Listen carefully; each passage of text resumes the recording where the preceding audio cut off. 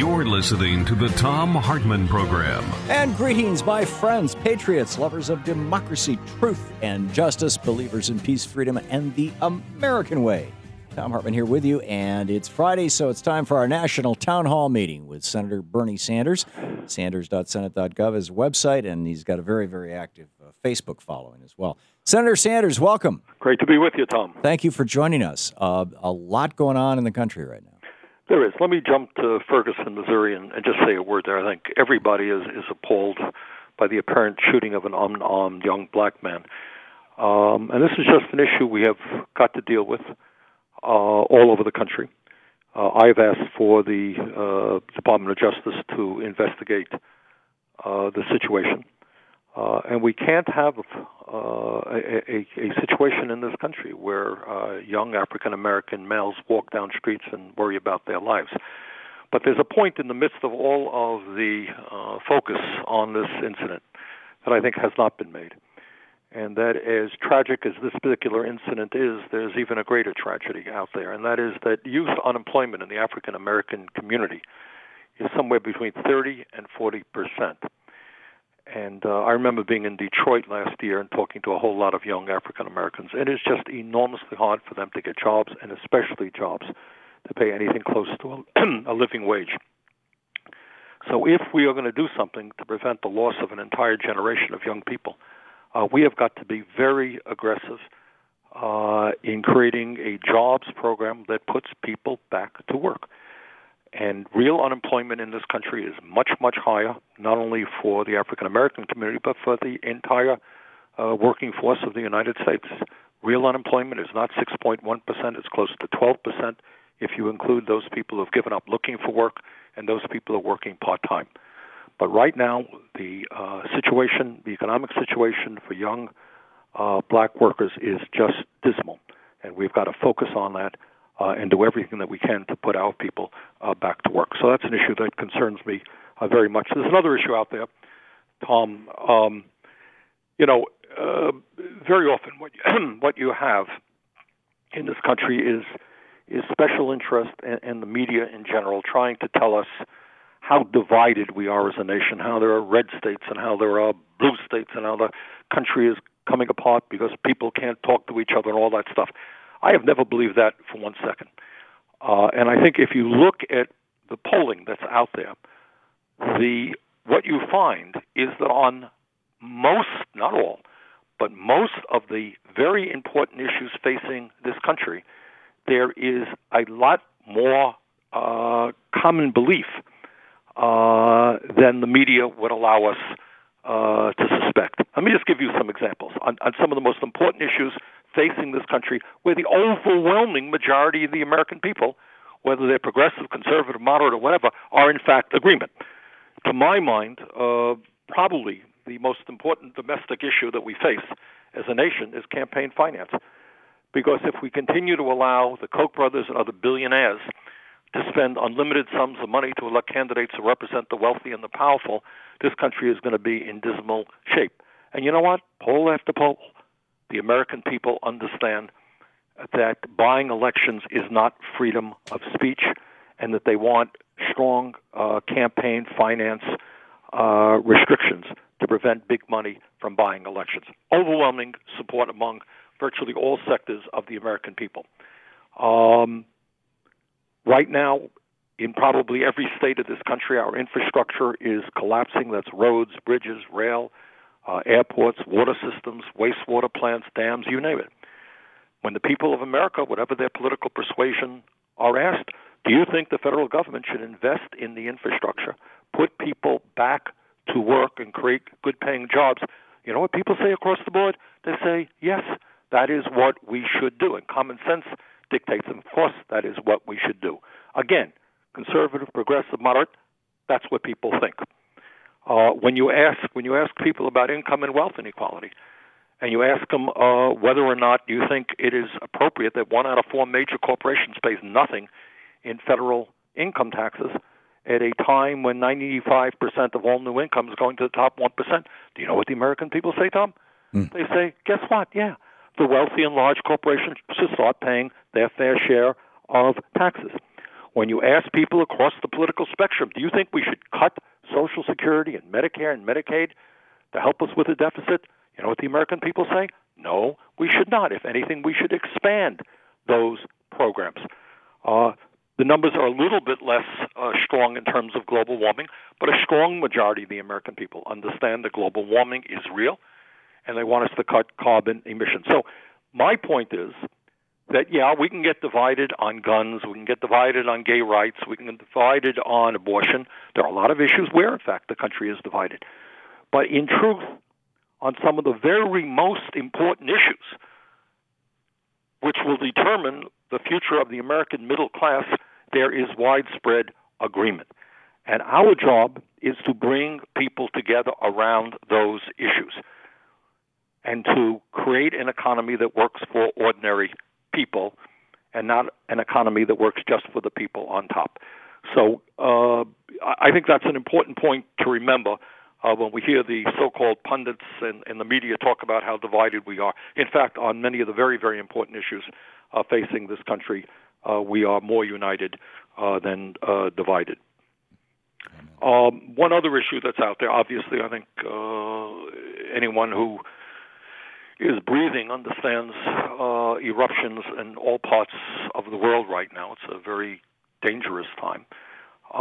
And the point that I made this week with regard to the situation in Iraq with this ISIS movement, which kind of wants to bring Iraq back into a 7th century caliphate, is that it should not be the United States alone.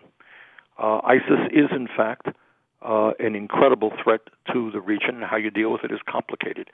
But the United States is not the only country in the world with an air force, and what we need is an international response to what is going on there. My strong view is we should not have ground troops in. I think, I shake my head, Tom, and I keep thinking about all that business, that Bush and Cheney got us into in the war in Iraq, and what kind of devastating implications and that war brought about. And that part of it is almost never discussed. They just had L. Paul Bremer on CNN, and they were asking him all these questions and treating him like he was a hero. He's the guy who fired the entire Iraqi army and the entire Iraqi police department. Well, I mean, that's what corporate media does. It doesn't matter whether you're wrong. You are still an expert.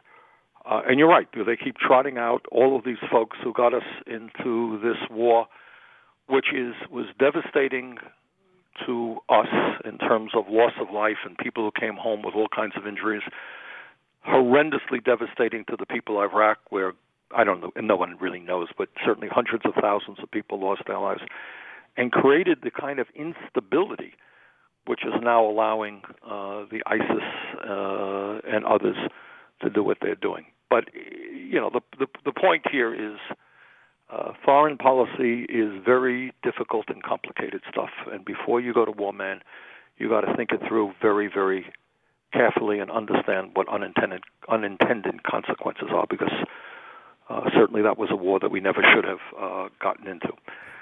So those are some. The other issue is that we are, and I know a lot of listeners here are concerned about it.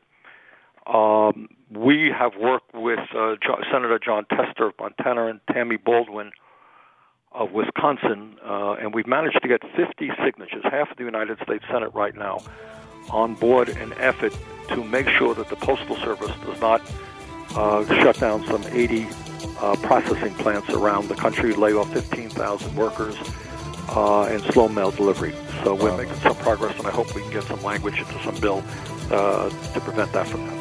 That's great. Senator Bernie Sanders is with us. We'll be taking your calls right after this in our National Town Hall meeting, Brunch with Bernie. This is the Thom Hartmann Program. We'll be right back. Senator Sanders' website is sanders.senate.gov.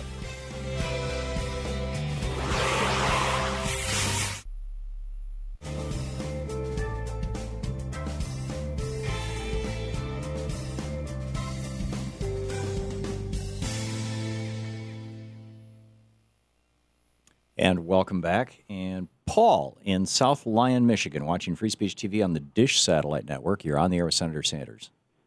Yeah, thanks for all your great work, Senator.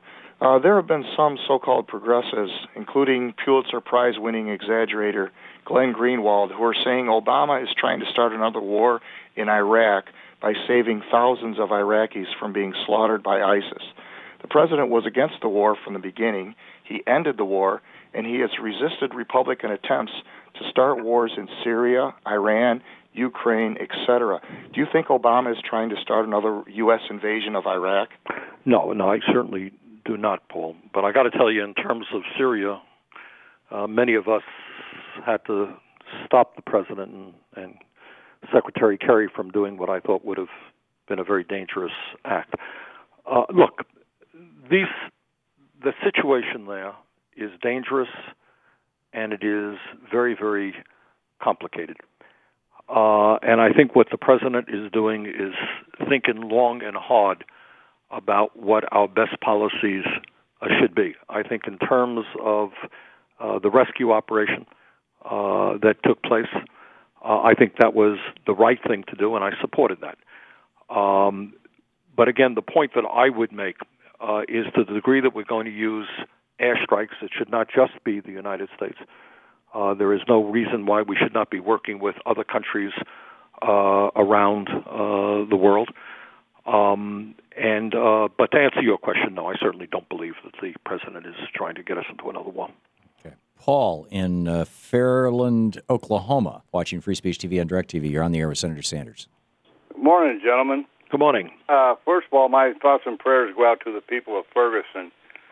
And what really concerns me about all that military hardware that's being given to these states is going to southern states. And as we all know, they're the radical states, and they're against Obama. And what really concerns me is we saw all these out here soldiers, or look-alike soldiers, and I think a lot of them are soldiers because they still got their military boots on. And what worries me is this PTSD and those guys throwing those flashbang grenades that might trigger, some form of remembrance to how they were in Iraq and Afghanistan. Paul, we have just a minute. Let's get the senator's thoughts. Paul, I think when you see pictures of the type of police response in Ferguson, it very much reminds one of an occupying force, not of police officers who are part of a community. And I think that's something we got to work on as a nation. Police have, God knows, it's a difficult job and it's an enormously important job. But good police departments are integrated into their community. They're part of their community, and they're not perceived. I mean, that's what community policing, the concept of community policing is about, which we helped bring about when I was mayor here in Burlington and exists in many communities all over the country.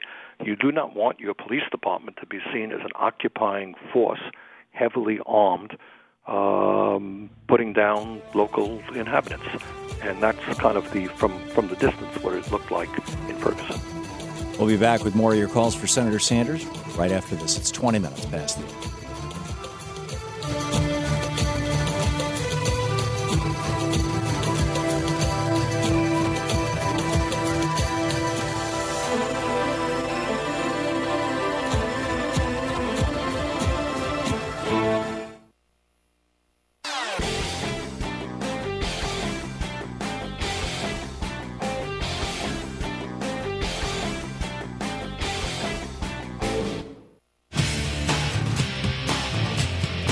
Minutes past the hour. Welcome back.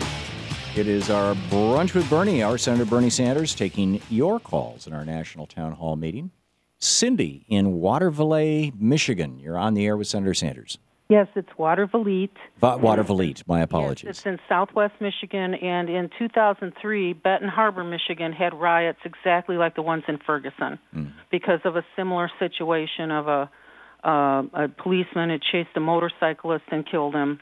And the riot started, and it took months to get things settled down. And we have a lot of the same problems. It's one city that's predominantly black, and the black youth there are treated differently than the rest of the county. You were talking about jobs programs, and this comes right into it. Our black youth have been felonized for misdemeanors that the rest of the county, but predominantly white people would not be felonized for. And recently, a church on their own had a program to expunge these old felonies, so these guys would be eligible for jobs programs and maybe even get hired into regular jobs. And what I'd like to know from the senator is there more funding for this kind of a program that would go with a jobs program, that would get some of the old felonies off of these young people's records so they could pursue the education and the training and the jobs? Well, Cindy, that's a great question. In terms of federal funding for jobs, I don't have to tell you that with the Republicans in control of the House, we've had almost no success at all. As part of the immigration bill, which passed the Senate, I managed to get a $1.5 billion jobs program summer jobs program for young people, but that bill has not gone anywhere in the House. But your point is a very, very important point, is that a lot of kids out there do something stupid when they're young, and that felony remains with them for the rest of their lives, making it very difficult for them to get their lives together. And I think there is growing consciousness about addressing that issue, whether it's in Congress or at the state level. I think there is an understanding that when young people do something stupid, there should be an opportunity for us to expunge some of that so they can get their feet back on the ground. Glenn in Mountain View, Missouri. You're on the air with Senator Sanders. Good morning, Senator Sanders. Hey, Glenn. Hey, how you doing? Great. I want to thank you for all your good work for veterans.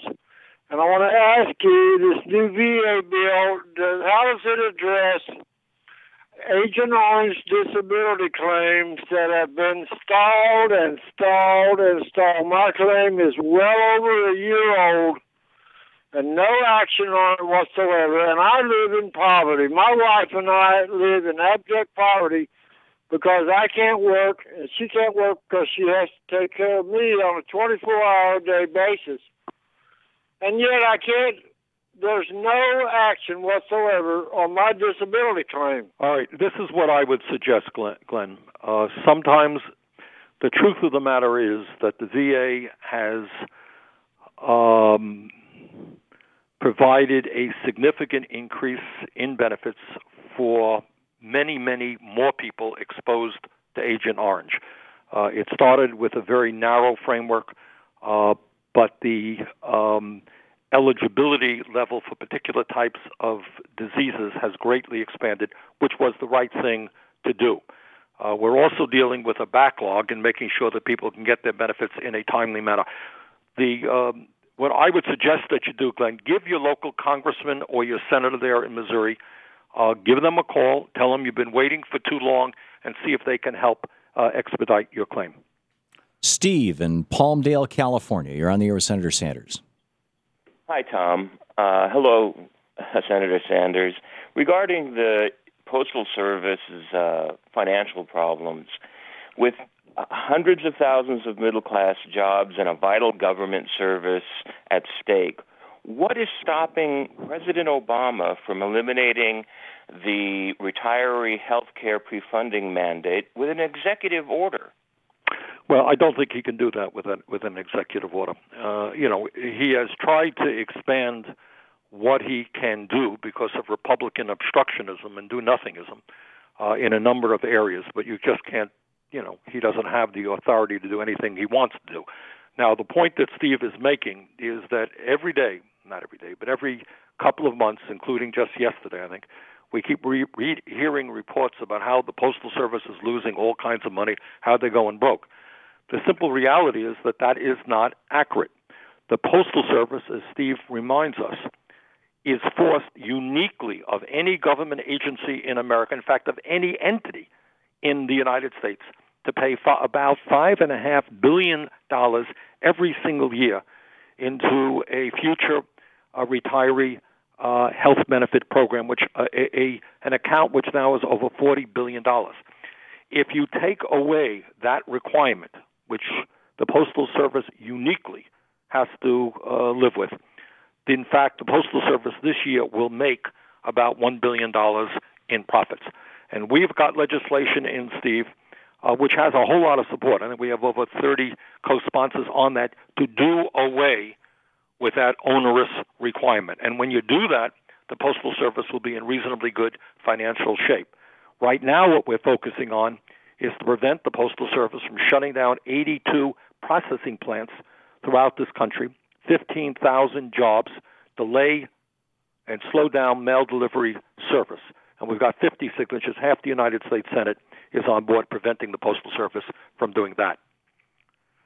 Mark in Durham, North Carolina. You're on the air with Senator Sanders. Hi, Senator Sanders.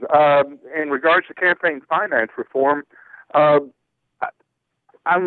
curious, why would you want to interfere with the best oligarchy money can buy? Well, Mark, I think there are one or two reasons why we want to interfere with the best oligarchy that money can buy. And the point that Mark makes facetiously is not a funny issue. It is a deadly serious issue. And I think Tom will continue that discussion after the... Sure. We got a break. We're hitting a break here. We will pick it up on the other side. Senator Bernie Sanders is with us. It's our Brunch with Bernie hour here on the Thom Hartmann Program. Bernie's taking your calls. And be sure to check out his website, sanders.senate.gov. We'll be right back.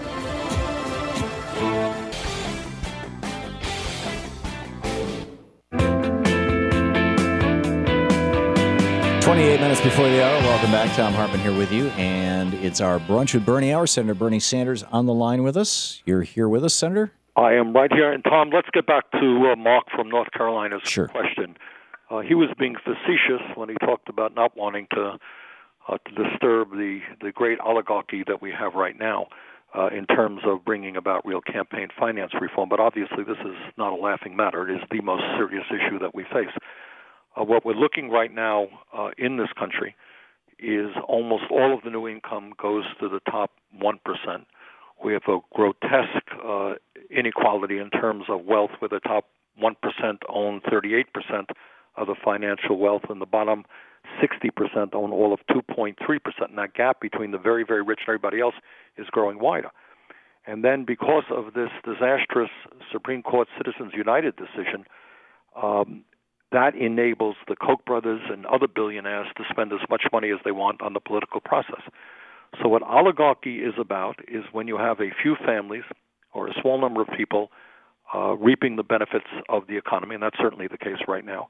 But it is also when you have a few families controlling the political process. And that is where we are rapidly moving because of the Citizens United decision. Now, the good news is that, as I understand it, in September, there will be a constitutional amendment coming up in the Senate to begin the process of overturning Citizens United. And I hope very much that all over this country, people put pressure on Congress. I think it'll have a lot of Democratic support. I don't know how many, if any, Republicans will be supportive of that effort. But if we do not want to, in fact, become a full-fledged oligarchy where a few families control what goes on economically and politically, we'd better overturn Citizens United. We'd better move to public funding of elections, and we need some fundamental changes in our economy to protect the middle class and not just give all of the benefits to the people on top. Amen. Lisa in Eureka, California, you are on the air with Senator Sanders. Okay. Hi, my name is Lisa, and I believe capitalism requires capital. Why are we not taxing idle cash?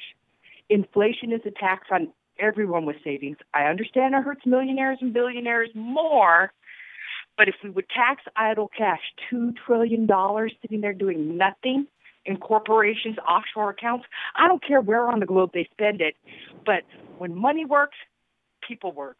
And waiting around for the rich to decide to actually do long-term investments when they can make money by the second, high-frequency trading, there's a reason why we have zero net capital investment in this country, even with the Bush tax cuts. Because you can make money shuffling paper. What the founders feared. Lisa, let's let Bernie respond to that, please. Well, I think Lisa makes a very, very good point. The function of finance, in a sense, is supposed to be the grease, the means by which the economy runs. But what has happened increasingly in recent years is that Wall Street and the huge financial institutions, as Lisa indicates, become an island unto themselves. And their goal is not to invest in the real economy so the companies can produce products or provide services. Their goal is to make money themselves through all kinds of complicated and in some cases certainly illegal operations, subprime lending being one. What I could tell you, Lisa, is that we know that the United States Treasury alone, not to mention what's going on all over the world, but just the United States Treasury loses about $100 billion a year of tax revenue because these corporations are stashing their money in the Cayman Islands, Bermuda, and other tax havens. We have introduced legislation that would end that. But needless to say, some of my Republican colleagues and some Democrats are not all that enthusiastic about it. But Lisa is absolutely right. We have got to get money out into the real economy to create jobs. And when you create jobs, people have a disposable income and they create more jobs. And we cannot continue to have a situation where Wall Street lives into a world unto itself. Claire in Baraboo, Wisconsin. You're on the air with Senator Sanders. Yes, thank you, Tom. Senator, I must say, I think you would make an absolutely excellent next president, and I hope you are still seriously considering that. My comment is about the over-militarization of these small police forces all over the country. If I recall correctly, that started with the Homeland Security Department. The 1033 program started in 1997, I think, and it was to aid the war on drugs. And that was where... Go ahead. Okay. Sorry, Tom. Isn't this just another example of the military-industrial complex making money off fear? Well, Claire, let me just say, first of all, I'm going to be in your town, I think on September 12th. It's Baraboo, Wisconsin, a beautiful town. And at the county fair, there's going to be a Fighting Bob Fest.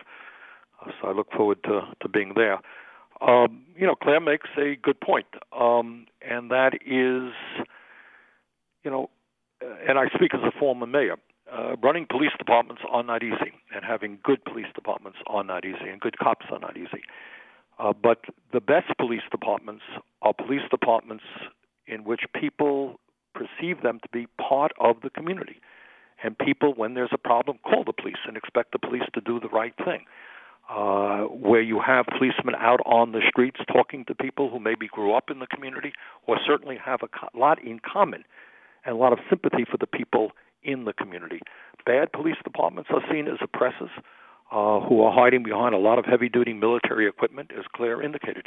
So I think that is a real issue, and if there is any silver lining in this Ferguson, Missouri situation, maybe that's a lesson that we can learn. Let's see here. Dick in Bettendorf, Iowa. You are on the air with Senator Sanders. Dick? No Dick. Joyce in Kilmarnock, Virginia. You're on the air, Senator Sanders. Yes, good afternoon, gentlemen. Speaking on that subject of military weapons in the many cities in the country, I'm concerned about the depleted uranium that was used to build a lot of these weapons for Afghanistan and Iraq fighting. Have these been vetted? I don't think that is the major issue here, Joyce. Depleted uranium is another issue that we have to worry about from the Gulf War and so forth. But I think the main issue here is creating police departments that are part of communities and not seen as entities that overpower people, not seen as an occupying force. And I think that's an issue that police departments all over the country and Washington we have to work on. Okay. John in Erin, New York. You're on the air with Senator Sanders. Hi, Tom. Senator Sanders. I was wondering if either one of you guys heard about the weekend of the Gulf disaster oil leak. 3 Mile Island released something like 200 grams of radiation, taking out a supposed fan, but I think what they actually did was remove the core. but they radiated the heck out of us, and I reported it to a bunch of people. Nobody did do anything. But I wonder if you guys ever heard anything about that. No, I myself have not, John. No, me neither.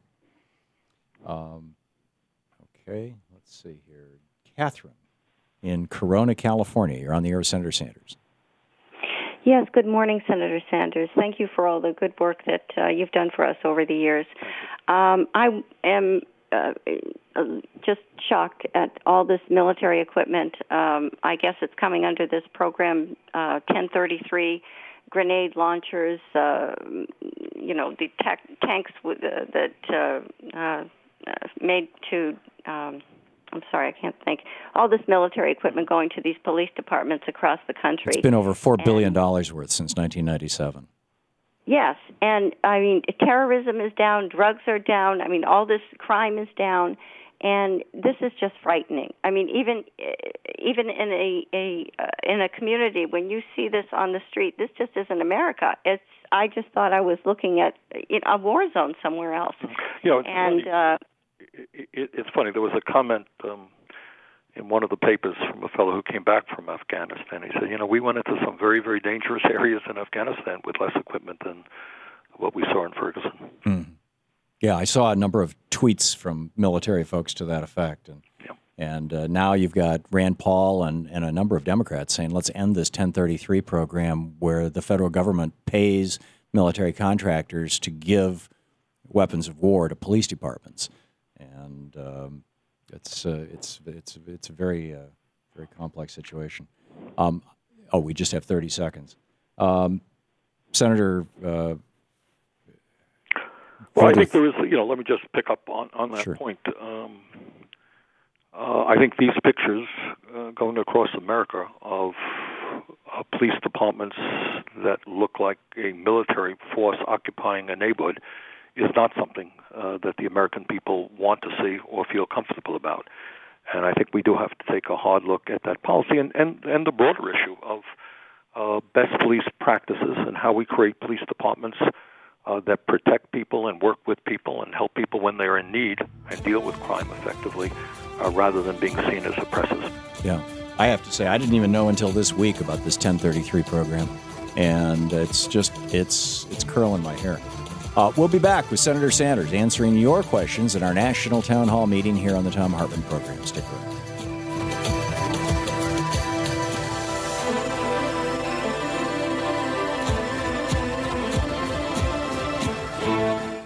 You're listening to the Thom Hartmann Program. Visit ThomHartmann.com for audio and video archives. Be sure to check out Bernie's website, sanders.senate.gov. And, of course, he's on Facebook. You can easily find him there.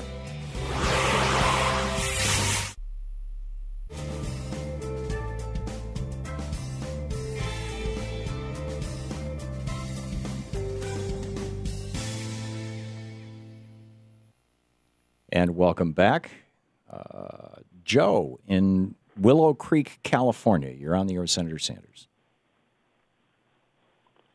Joe? Joe is listening to his TV and not his telephone. Kathy in Valparaiso, Indiana, watching Free Speech TV on the Dish Satellite Network. You are on the air with Senator Sanders. Thank you so much for taking my call, Mr. Hartmann, and good afternoon, gentlemen. I had a suggestion for Senator Sanders.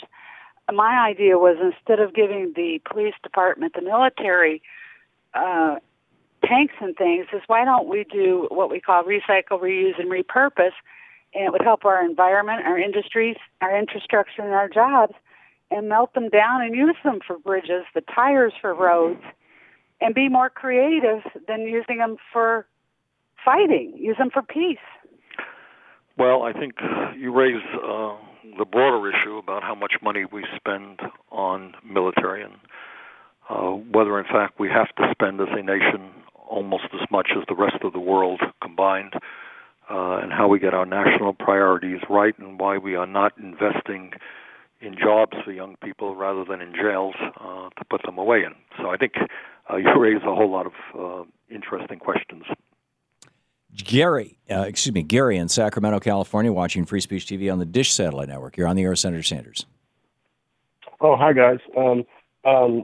Yes, Senator Sanders, my main question is I'd like to know what the latest news is on the tariffs. I know you've talked about that several times. And then a couple of side notes. I noticed Tom has a sign that says Sanders won, and I think that's a great idea. And then everybody's talking about the militarization of the police forces. That's just not okay. The other thing is, we talked about felonies earlier. I'm sorry to put all this in on you, but anyway, the felonies earlier, there are so many silly little felonies, but felonies nonetheless. And I don't know if they're federal or state level, but it's almost like we want everybody to have a felony, and then we got them under control. Well, you've raised a whole lot of questions there. In terms of the tariff issue, which obviously is about our trade policies, as I think Tom and I have discussed for a number of years now on the show, we both agree that our current trade policies are a disaster. They enable large corporations to shut down in this country, and we've lost some 50,000 factories in America in the last 15 or so years. Millions of decent-paying jobs, and these companies go to China, Mexico, or other low-wage countries, and they then ship their products right back into this country. That makes no sense at all. We have to change our trade policies. In terms of the presidential race, what I have said and repeat, it is something that I am thinking about. There are enormous problems facing the middle class and the working class of this country. I believe that good public policy can create the millions of jobs that we desperately need. I think we should be raising the minimum wage to a living wage. I am embarrassed that the United States is the only major country on earth that doesn't guarantee health care to all people as a right, and yet we end up spending much more per capita on health care than every other country. I think our kids and our grandchildren will look back at us with dismay to see how we have not acted on climate change. So, those are some of the issues out there that somebody at least has got to be talking about and fighting for. We'll be back with more of Senator Sanders on our national town hall meeting, Brunch with Bernie, right after this. It's 10 minutes before the hour.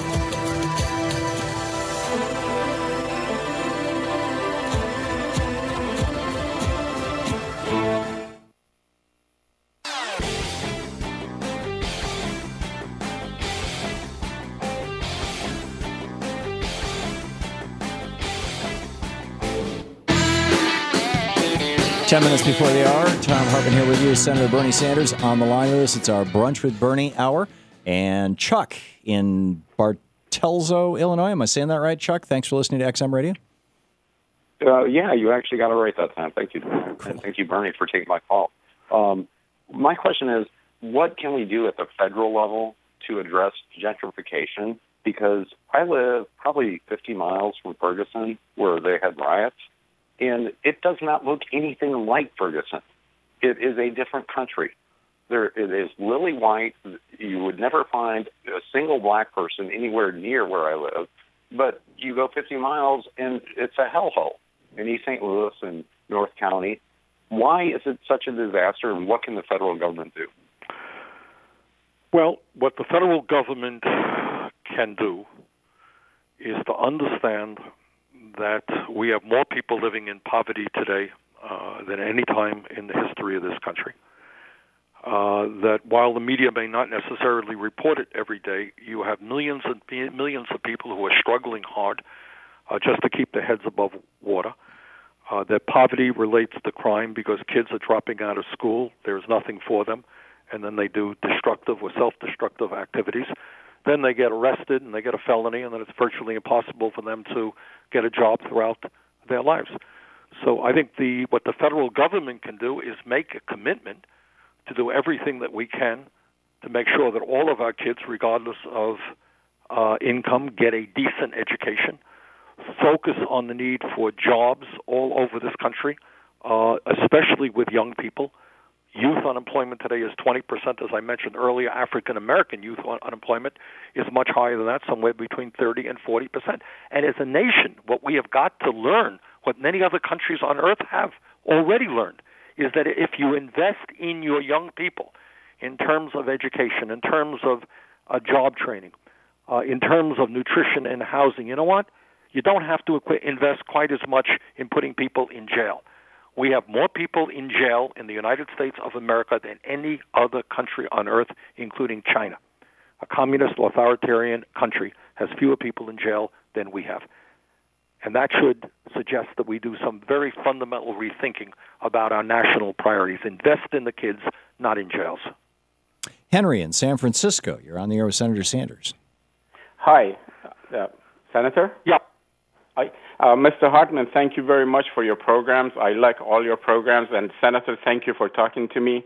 I just wanted to mention that the real problem in this country is the top-bottom axis is not really, we are all being confused and everybody's focused on the left and the right line.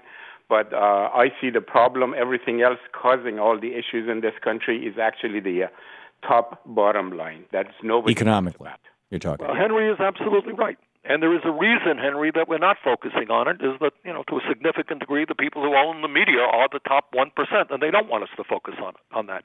What they want to do is talk about the issues where people have different points of view, and that's fine. But on issue after issue, as I mentioned earlier in this program, whether you're a conservative, whether you're a progressive, people understand there is something profoundly wrong when so few have so much and so many have so little. And it's not just a moral issue. This is an economic issue. Because if you have tens of millions of Americans who have no money in their pocket to spend, you're not going to create the jobs that we need. Your spending is my job. When people spend money, they create an economy in terms of goods and services which create jobs. And there is just a limit to how much the rich are going to spend. So this issue of income and wealth inequality, which Henry refers to, is the major issue facing our country. And it spills over, of course, into politics because you have families like the Koch brothers who are worth some $80 billion. The wealthiest, second wealthiest family in America are now spending hundreds of millions of dollars to elect candidates who will make the rich even richer. And these are the candidates who will cut Social Security, Medicare, Medicaid, education, and give more tax breaks to billionaires. And if we don't get a handle on this issue of income and wealth inequality, it will lead this country into oligarchy, both economically and politically. George in Aurora, Illinois. You are on the air, Senator Sanders. Good morning, gentlemen. Senator Sanders, as a retired letter carrier, I'd like to thank you for all you've done for the Postal Service. And I'd like to alert you to another problem that may be coming down the pike that will affect the Postal Service. There are reports among our unions that Postmaster General Donahue is planning another pre-fund. This one would put money aside for future workmen's compensation benefits payments. And if that goes through, that would just destroy us. Well, George, I think I don't have the paper in front of me, that is not Donahue's idea. That's an idea that came from members of Congress. And you're right, it is absolutely not a good idea, not for the postal workers and not for the government in general, for other federal employees. But right now, our focus is in two areas. Number one, to prevent the shutdown of 82 processing plants, 15,000 jobs, which will slow mail delivery and lead to the kind of death spiral that many of us fear in the Postal Service. And second of all, most importantly, get rid of this onerous, unprecedented program by which the Postal Service has to put $5.5 billion into future health benefits for retirees. So if we can deal with those issues right now, I think we're going to put the Postal Service in a lot better position. And in fact, as I mentioned earlier, if you exclude that $5.5 billion prepayments for future health retirees, Postal Service this year will make about $1 billion in profits. And that's the direction we've got to move. Bernie, we have about Senator, we have about a half a minute here. Closing thoughts? Yeah, well, my closing thoughts, I mean, when you hear all of the issues being discussed today and virtually every week, Tom, so many of them come back to the reality that in this country we have a government which is dominated by the 1% and their lobbyists who spend huge sums of money lobbying, but also in campaigns. And you're now seeing Koch brothers, Sheldon Adelson, and the others prepared to spend unbelievable amounts of money to elect candidates who could care less about the middle class, whose only job is to represent the wealthy and the powerful. So what we have got to do is get out there. We've got to be talking to our friends and our neighbors and our families. We've got to get people out to the polls. And if we can do that, I think we're going to be okay. If not, I fear very much what's going to be happening politically in this country in the coming years. Senator, thank you. Okay, Tom, thank you very much. Thank you. You're listening to Thom Hartmann.